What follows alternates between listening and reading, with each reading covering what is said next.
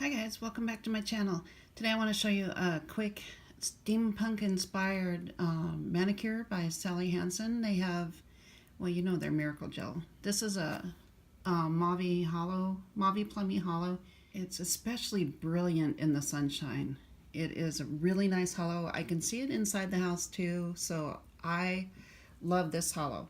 What we're going to do after this is put on this Color Whirl, and we're going to create this steampunk inspired manicure. And see how it looks like bubbles and stuff? This is a light pink color. It is called Marvelous. It's not quite out yet, but it will be soon. I know they have a black color too, and I think the black color would just be brilliant on top of a gold or something like that.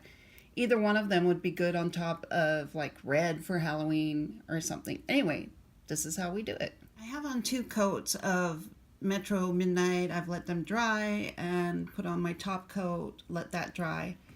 And then you take the Color Whirl, and wow, I'm going to do my non-dominant hand, which was probably not very smart of me. And I would take off some of the excess, because personally I like as much color bubbling as I can get, so I like to put on a thinner coat. Something fun that you can do with this too, let's see. You could put on a resist and put like a shape in there. I was gonna do that, but I forgot to bring that in here.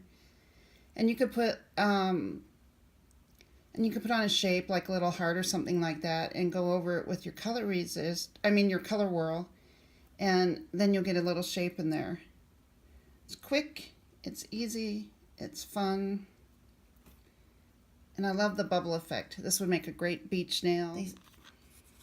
They sent me some different colors, so I tried them with the Color Whirl. This is the one they sent me with the Color Whirl, a white, which was nice, but I didn't think it would show up on YouTube.